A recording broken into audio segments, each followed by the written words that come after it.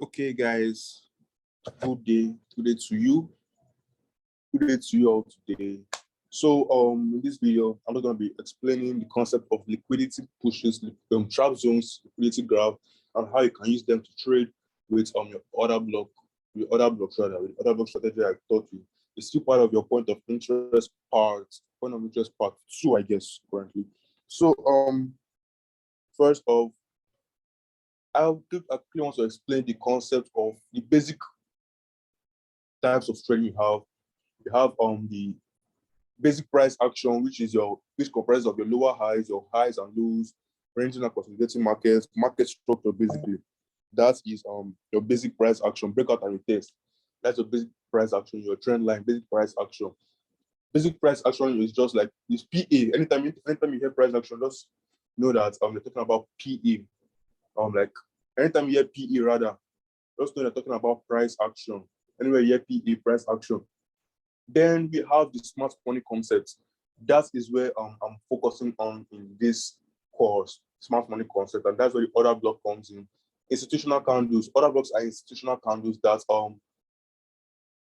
cause a big push, a big movement in the market that leads to a break in market structure, a break in structure, BOS or BMS.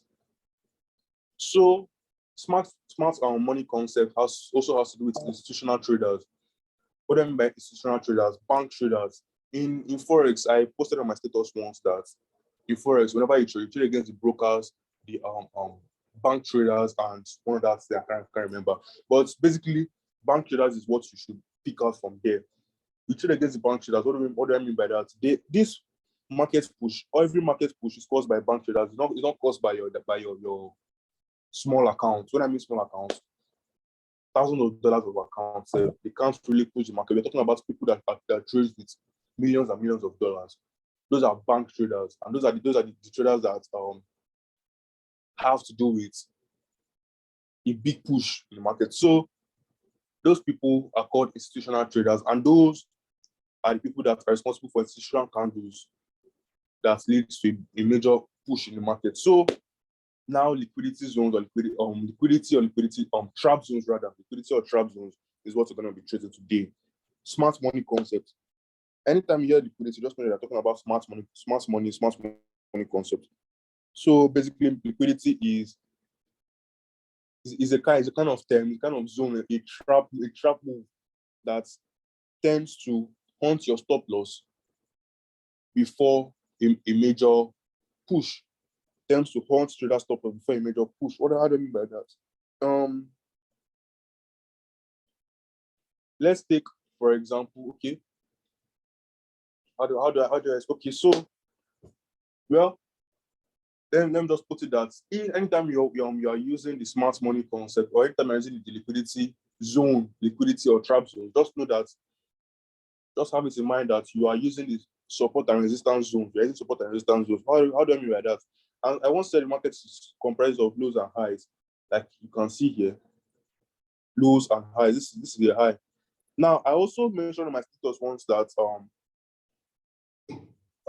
sorry. I also mentioned on my status once that trading is like further maths. You can't really tell what or how perfect it may look in drawing form. Okay, for example, now let me take, for example, liquidity zones, the liquidity trap zones actually, they happen or they occur in regions of high rejection. How do I mean by that? Regions of high rejection or regions of equal highs or equal lows. In range, they happen basically majorly in ranging markets. Let me take this as an example. This region here as an example. Let me take this region here as an example. All right. This is a zone of equal highs and equal lows. Let me zoom in. This is a zone of equal highs and equal lows. As you can see it here, this is a zone of, okay, sorry, rather, it's a zone of equal highs. Let me put it of equal highs alone. So this is the zone of equal highs. Liquidity push or liquidity grab or anything has to do with liquidity. It has to do with hunting stops. It's a trap zone, and it's a very, very obvious. It's a very, very obvious kind of trap zone. How do I mean by that? If you are using the order block strategy, obviously, let's take something as an example. Let's take somewhere as an example. Maybe using the order block strategy. Obviously, anytime you see anywhere you see a break in structure around this region, you'd want to obviously set your order block, your point of interest, that's your order block region on in that zone. But then anytime you see a kind of structure like this with equal highs, or it could be equal lows, anytime you see a kind of structure like this, please and please, what I want to advise you guys is that just mark out the zone of equal highs and or equal lows. But in this video, I'm using this zone of equal highs. Now, any zone any resistance zone that carries equal highs, like too many rejections, or how do I put it, constant rejections of equal highs or equal lows, equal highs rather for resistance points. Just know that at the point the market is going to grab liquidity up here, up above that zone, and come down. Why is that? Now, smart money concept has to do with bank traders.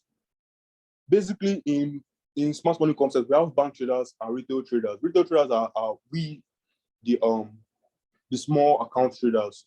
We are the retail traders. Then bank traders are those that put huge amount of money for to trade. So basically, this is a zone of high rejection.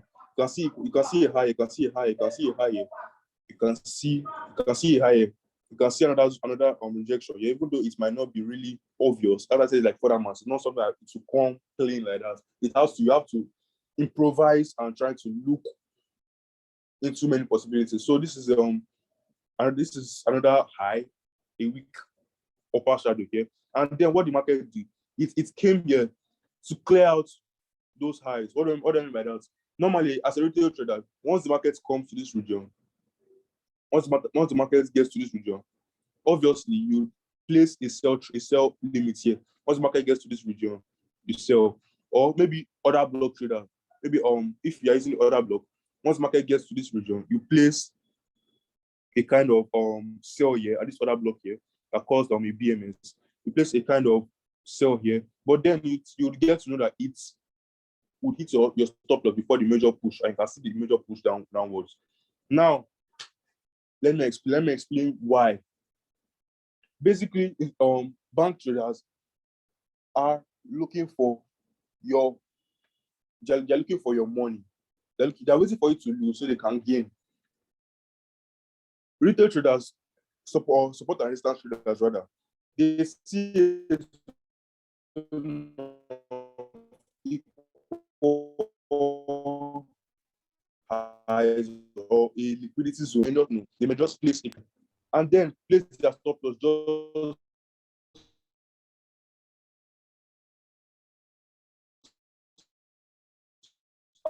above this week, just above that week. So place stop loss, all stop loss place here comes from up here. Place all stop loss, place up here, and then what happens? It gives the final movement.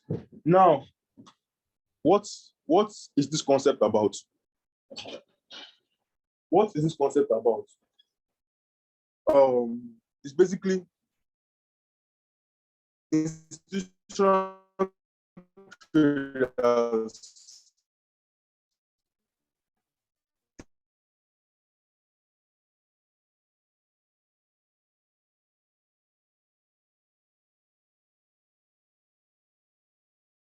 take people's and give a major push above here because there's plenty of money sitting above here, above this zone. Why is that? Because of the many orders placed here, the many sell limits placed here, or even those that wait for the market to reach there and sell at CMP once the market is at that zone. There are many orders placed here, and their stop loss just above here. That stop loss is carrying their money. It's carrying the money that they are going to lose. That stop loss is carrying the money they are going to lose. So obviously, once the market it comes here, bank traders manipulate the market, push the market up, hit their stop loss, and take their money and use it to give a final push. And what can we see here? You can see the market give a major push downward, clearing all these lows. As you can see from the market consolidated from here. The market was consolidating around this region. It was consolidating above this region and below that. It was consolidating above this region and below that region. And what did the market do here?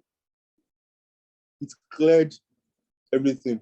Now, just like your breakout and retest pattern, or your breakout and retest, how do I put your breakout and retest structure, or your breakout and retest strategy? Let me put it that way. The markets broke up. People may also buy here. People may also buy here. People may also buy here, thinking the market has broken fully, but it's just a liquidity grab. But then it also takes their money. It also takes their money. Once the market gets below it, it also takes their money. So the market gives a retest after breaking down again. It gives a retest on that structure, this resistance structure. It gives a retest on this resistance structure, and retests. It gives an RTO, retest another block. It gives a retest on this other block to that broke this minor structure here, as you can see, this minor low here, as you can see it. I guess we try to understand this concept now. So this is just basically the concept of liquidity pushing, liquidity grabs, and how you can trade with them. Anytime you see this kind of structure with equal highs or equal lows, please try to observe for liquidity grabs above that zone. And please always try to identify when there's liquidity grab and when there is a full body breakout. I guess this brings the end of this video rather. I'm going to be explaining more in the next videos to come.